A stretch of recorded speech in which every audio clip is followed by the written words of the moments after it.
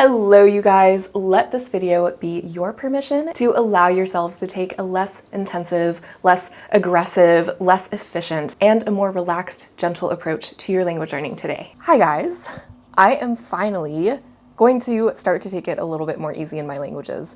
What do I mean by that? I mean that I have had such an intense year of studying not only Spanish to pass an exam, but also studying tons of Turkish. I'm talking like 5 to 7 hours a day in order to pass another exam in Turkish while I was studying in Istanbul. And I think that there's a lot of pressure sometimes, especially for us perfectionist language learners and who are still very much influenced by their academic identity and how well they do really on tests.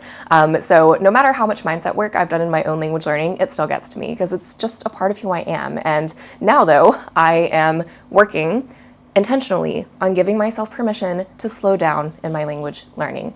I have talked about my language learning seasons before, how I think about language learning as a cycle. So I was in just a very fast progress season where I literally went from a B1 to a B2 in just 4 weeks. And if I had not gone to an in-person class, that jump that fast probably would have taken me anywhere from 1 to 2 years, especially with just self-study, right? I do highly encourage, if you haven't already, to check out my Day X of learning languages on my own terms via traveling the world sort of reel series that's on my shorts feed in my YouTube channel, because it really documents the nitty-gritty of how I was feeling during that very intensive time. But it's time to slow down. So how am I exactly slowing down?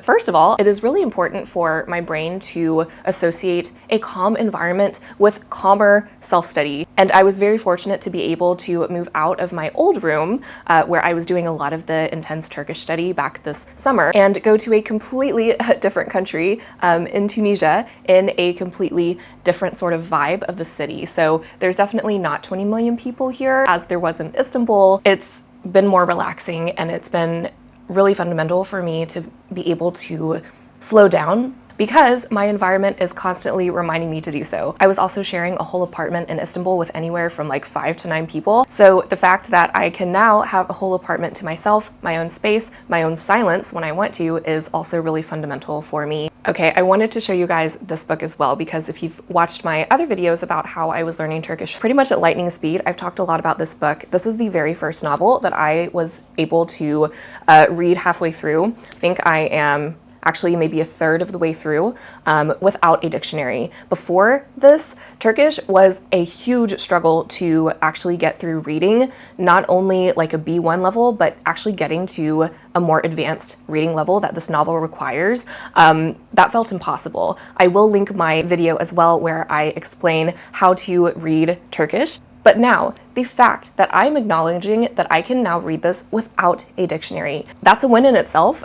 So I am learning again that it is okay to acknowledge wins like this. And I'm celebrating it with you guys here. And also, I am prioritizing extensive over intensive reading. Now, if you haven't heard of that kind of method before for reading, you're basically focusing all of your cognitive demands on the ins and outs of the language as you're reading a piece of text, whether that be an article or a book or a newspaper, etc. That might look like you looking up absolutely every single grammar concept or anything that you really don't understand in the text and actively adding those vocabulary words to your word bank wherever you keep it. That's a lot of energy for me that I am just not going to do for about a month. It's time now for extensive reading, which prioritizes enjoyment and gets me used to, again, being comfortable with ambiguity, right? Because again, we don't need to understand absolutely every single thing in order to enjoy a text that is a little bit more beyond our level. Another thing that I was doing actively in order to slow down after my class ended in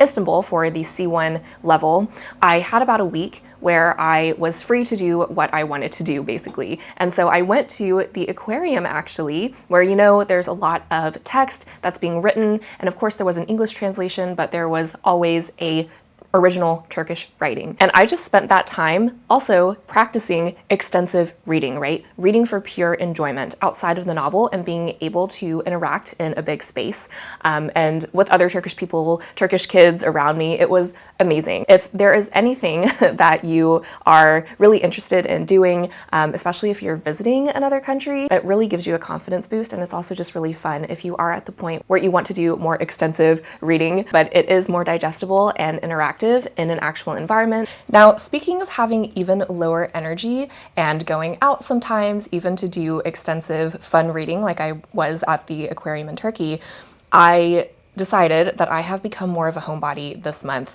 with my less intense language routine, just because I feel like I am naturally a homebody. And even with being in a different country, I'm like, I don't need to see absolutely everything and put even more pressure on myself. So yes, I did actually take a tour through the desert and through Tunisia, where I spoke all in Spanish because I did book a tour there. You can definitely check that video out because I made it in a vlog style. But other than that, I literally haven't seen absolutely anything else in Tunisia, and I'm perfectly okay with that. We're just staying home, we're reading our Turkish novel, enjoying it. What I am also enjoying, besides just prioritizing extensive over intensive reading, is prioritizing passive review over active recall. And right now, to keep it even more low pressure, I do not track my time.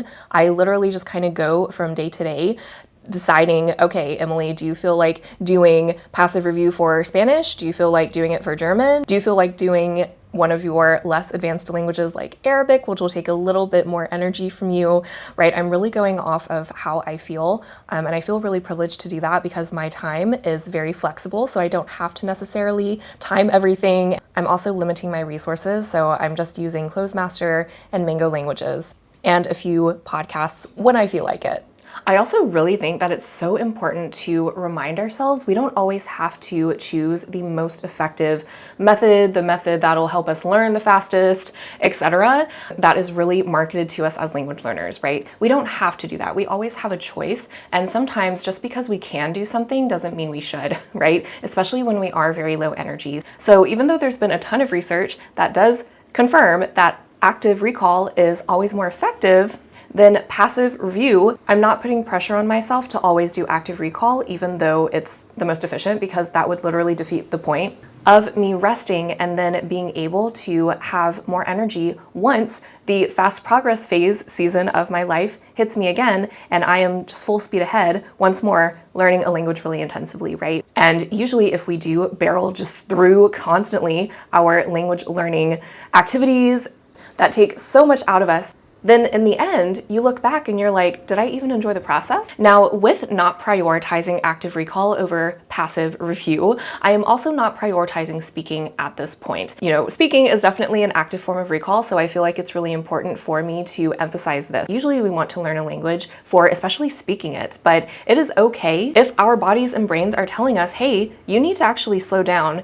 and take a breather. Your speaking skills will always be there, and it is something that you'll always be able to refresh, but your energy, which is not limitless, unfortunately, is at a certain point going to tell you to slow down. As right when I landed in Tunisia, I did take a speaking placement exam and prepped for it prior to taking this break. But after the speaking exam, I literally haven't touched speaking any in Arabic, and it feels great. It feels great to also not speak in Turkish. And I did tell you that one of my few resources that I am using is Mango Languages, where it does offer a lot more languages at this point outside of my main maintenance ones. And I find that language dabbling sometimes had a very bad rep, according to myself in the past. And this was just because I thought that dabbling and not committing to a language, but just at least learning a few phrases and new vocabulary here and there would completely make me forget about my main focus languages and just stop my progress after I had worked so hard to build it up. I will say that dabbling has been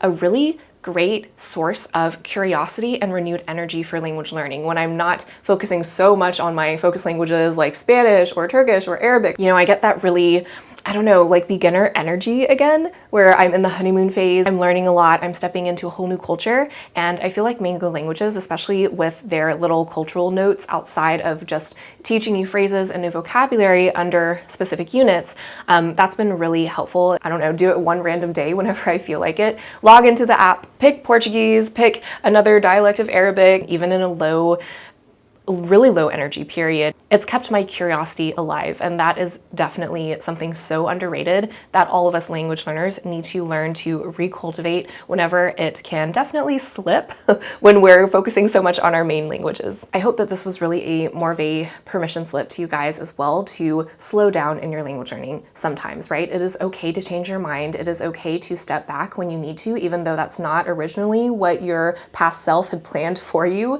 at this moment. It is all okay. Nothing is as high stakes as we feel like it is. Make sure to subscribe if you haven't already, because I love to concentrate more on the mindful aspects of language learning, not just the logistical planning side. And if you are a language learner who does feel stuck and frustrated, but does want to learn a language faster by removing obstacles that are getting in your own way, I love to coach language learners to success. So make sure you book a free discovery call down below to see if we're a good fit. Other than that, I'll catch you in another video soon.